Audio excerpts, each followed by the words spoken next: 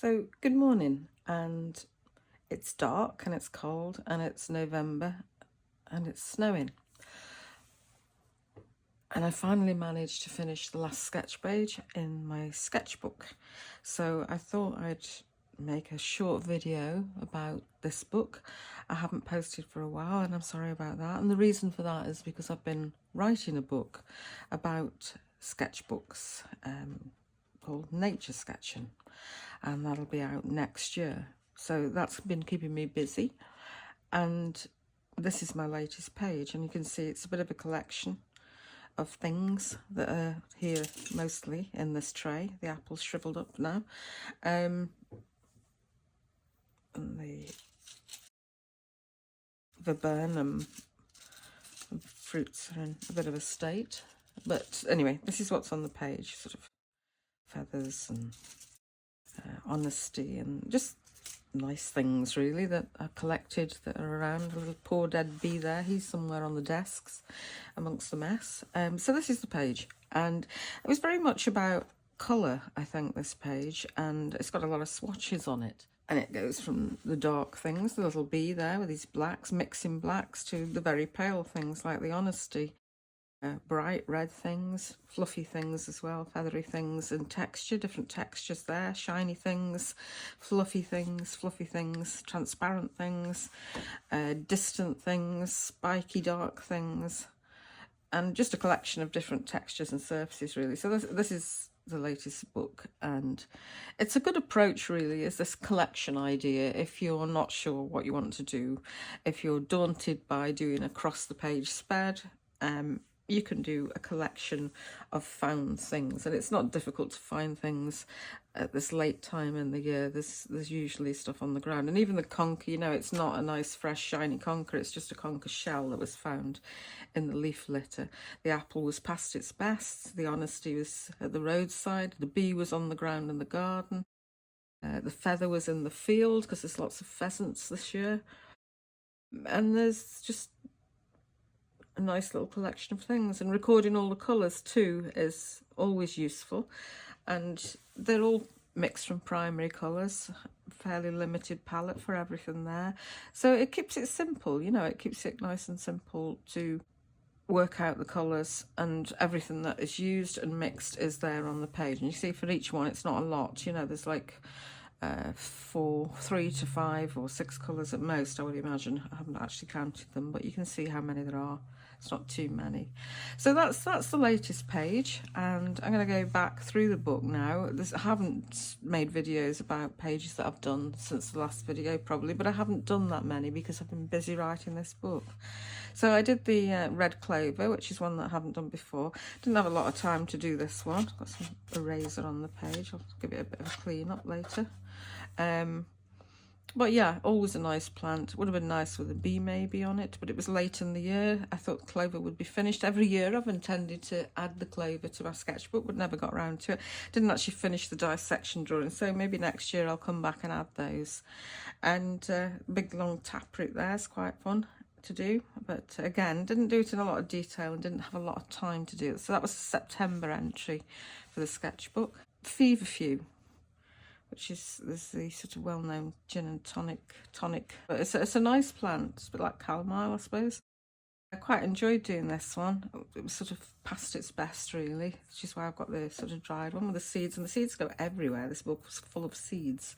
And I did one of the large leaves that was turning a little bit in colour at the end of the year. It's really kind of nice structural leaf there.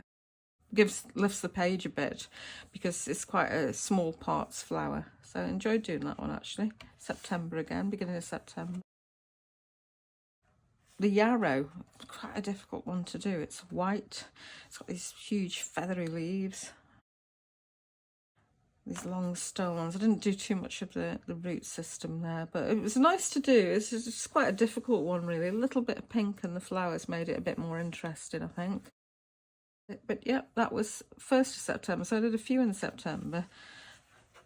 August was this Pimpinella saxifraga, which I thought was a really nice name. And I did this in ink, which is not something I normally do. And the reason I did it is because I was doing some illustrations for the Transylvania place that I do workshops at, who are making a guidebook, a field book to Transylvanian flora. And so these illustrations have to be done in ink, which is not something that I do very often.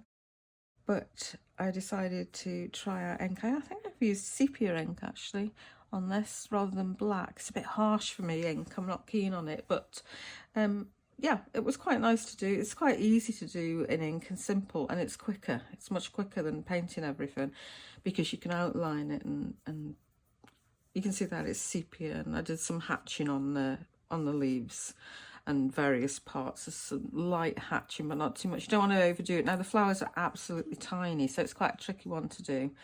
But I quite enjoyed it, and so that was good practice for the illustrations that I was doing. One of my favourites is the Campanula rotundifolia, the Scottish bluebell, which reminds me of when I first arrived in Scotland and seeing it at the roadside in July, I think it was. June or July, I can't remember, it's a long time ago. So that's an actual favourite of mine. It's a real sort of spindly plant really, so I painted lots of stems of it, and then you've got these kind of kidney shaped leaves at the base of the plant. Did some dissections on it. It's got these interesting little holes I never noticed before. They open at the top. Can't find a pencil to point with, but they open at the top there for the seeds to come out. I didn't actually know about that, and that's the great thing about sketchbooks. You discover things that you didn't actually know very much about before, even though you've maybe painted the plant before, and I have painted it, but I hadn't done the seeds, so and the seed pods, so that was something new for me, and I enjoyed doing that one. It's a difficult colour actually, the blue of the Scottish bluebell.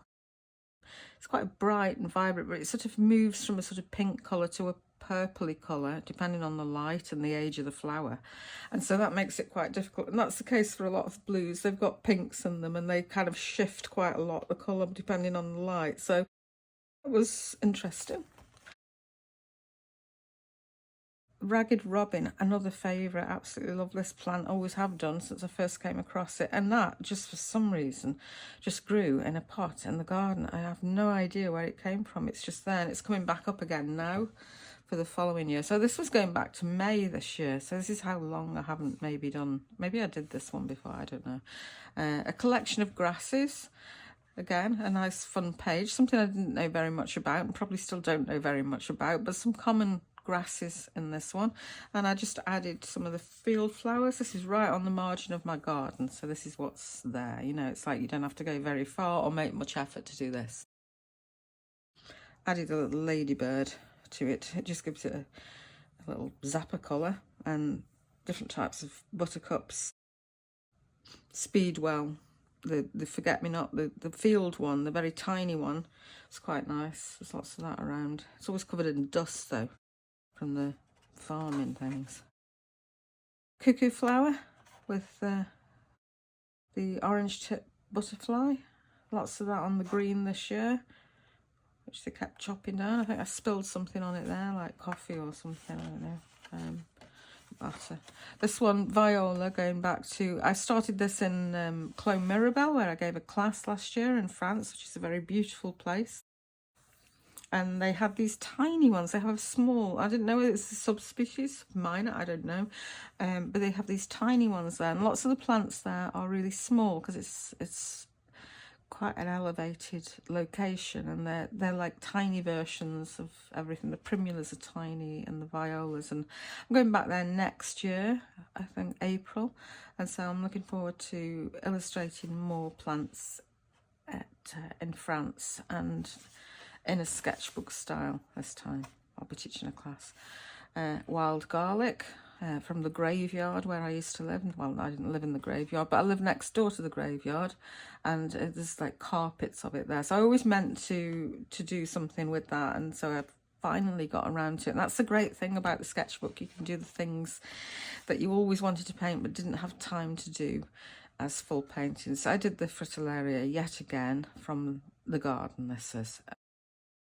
Every time I seem to include it. It's one of my favourites, and I just did it as a mass with these painted in. I used actually a paint that I don't normally use, which is just a straightforward Davies grey. I just found it and just painted the background with Davies grey to give it some depth, because it's quite often, this is kind of how you see it And that paler version gives it depth. And then you've got the stronger coloured ones. Light coming through the back's always nice on fritillarias because it makes them look red inside against the purple. It kind of brings them to life a little bit. Back again towards the start of the year in 2024, snowdrops again. I did this kind of strange thing with the geometry of the sort of monocot flower, these inner and outer sepals, the stripes, which I thought was quite interesting. But yes, I've done this one before, and I'll no doubt do it again.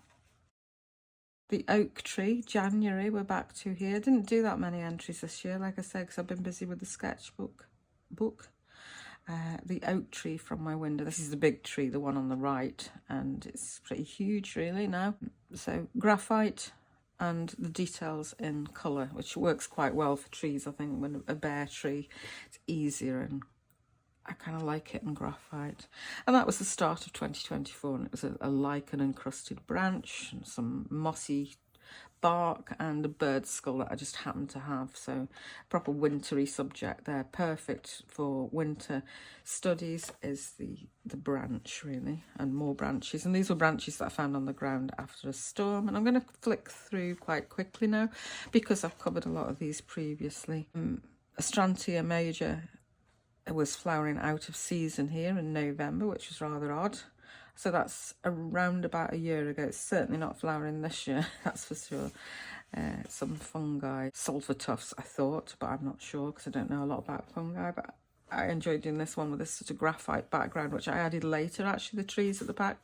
I added some of these leaves, but it just felt a bit empty as a page. So I was really pleased how it turned out with the graphite background. It doesn't dominate, but it adds a lot more information about habitat.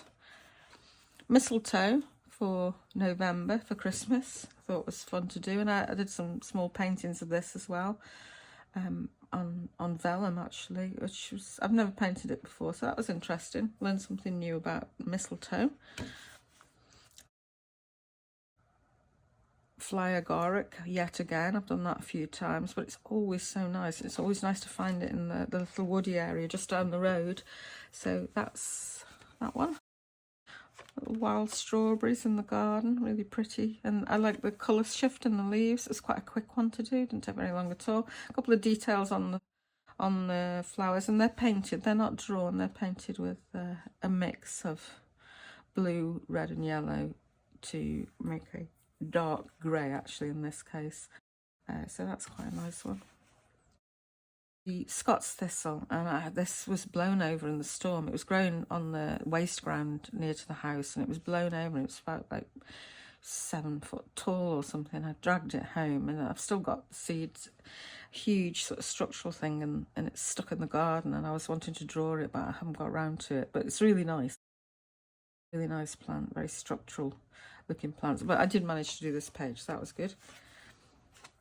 Little crab apples, again, growing down the lane from me, not far away. Always nice little subjects. Love doing the leaves, actually. I really like the leaves. And I use this sort of aerial perspective effect here, and I drew some of them. It's a good way of filling a page. If you haven't got time to paint everything, you can draw parts and pad it out with the drawings, which is often what I do. So you have a few of the leaves. There's only actually 3 painted in great any detail there, and then as they go further back they get less and less detailed and paler, and then they turn to outlines in the furthest distance. So that gives you depth, it gives you separation, and it fills your page up more. It's just a little bit of a trick for filling. Got the little apples here separately. Raspberries, I never knew they were growing in the lane until this year.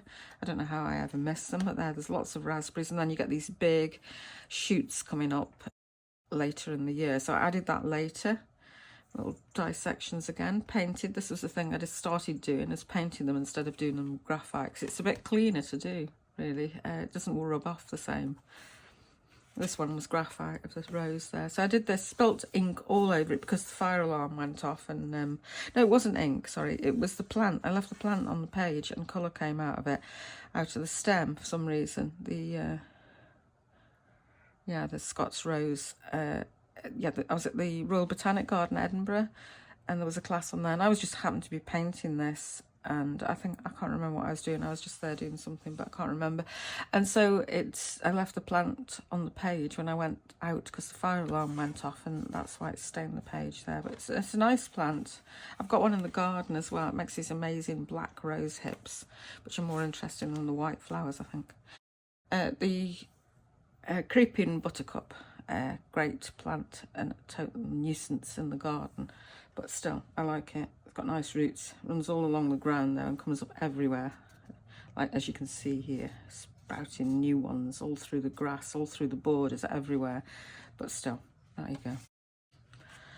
The iris down at the duck pond at the bottom of the lane is great big clumps of that every year, so that one had to get in this year. There's a page that's just a bit of about a trip to Molon. I started sketching stuff on this page before it, but what happened is I broke the spine on the book, and this page is actually glued in to hold the whole thing together so it doesn't completely collapse. But I travelled around with the book quite a bit and broke the spine on it. This was in Malta.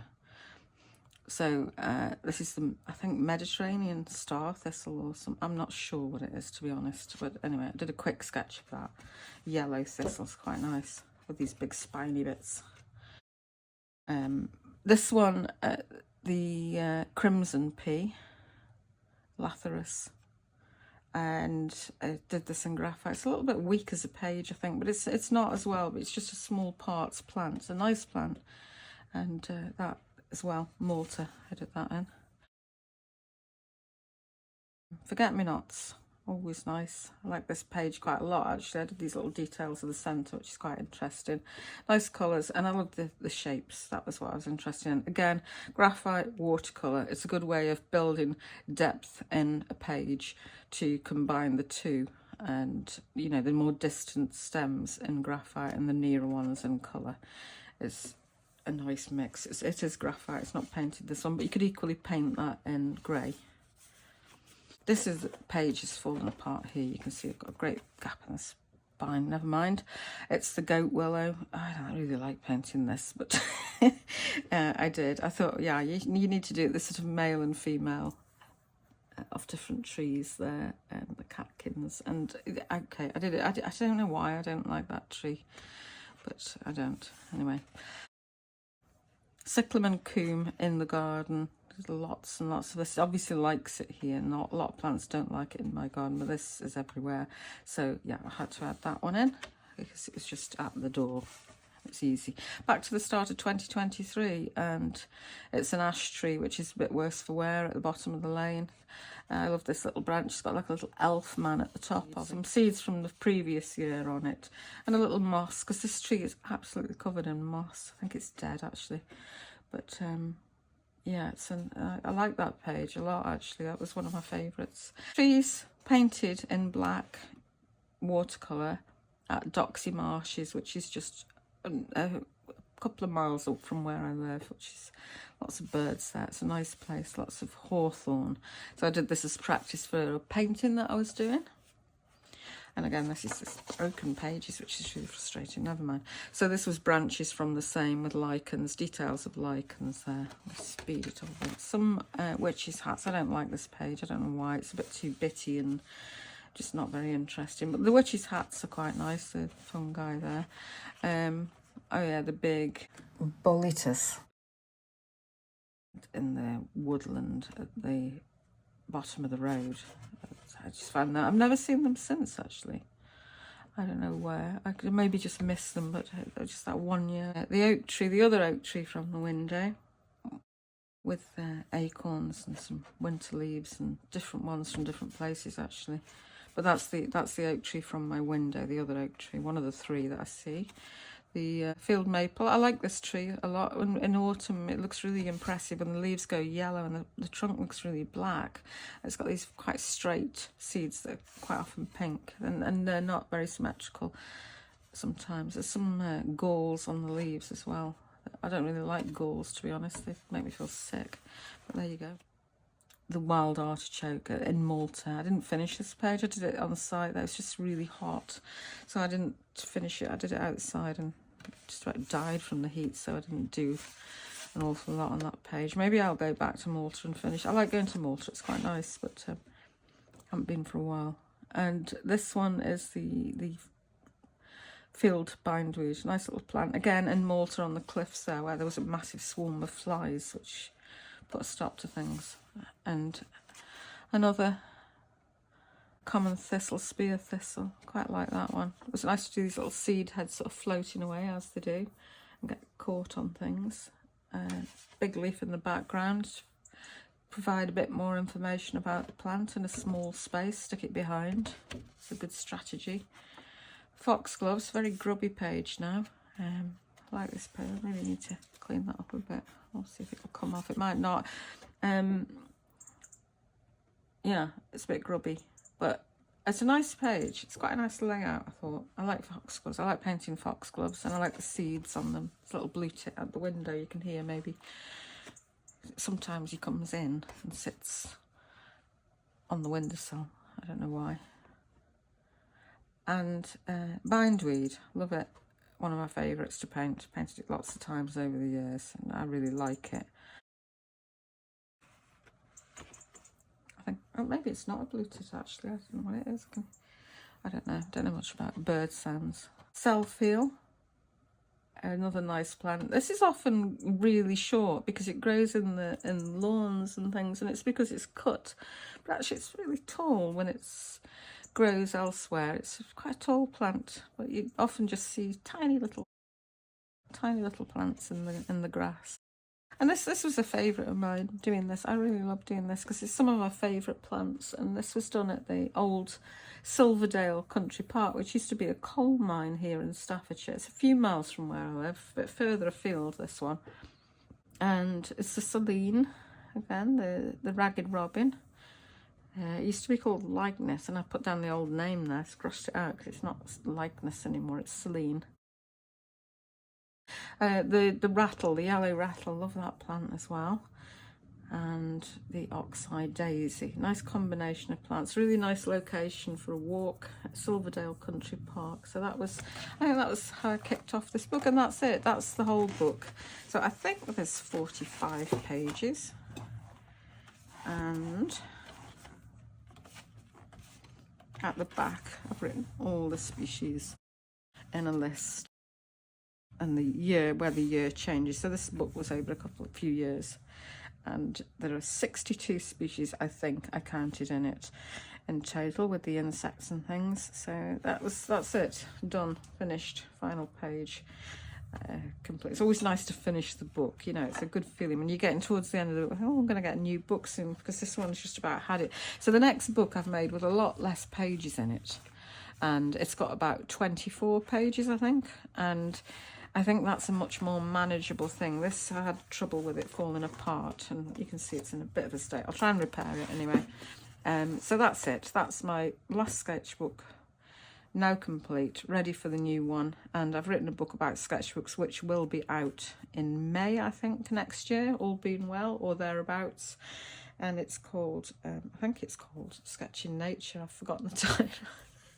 But yeah, and it's been published by David and Charles in Exeter, who've been brilliant. So that's the story for the sketchbook, and I'll be doing more videos more frequently now that I've finished writing this book.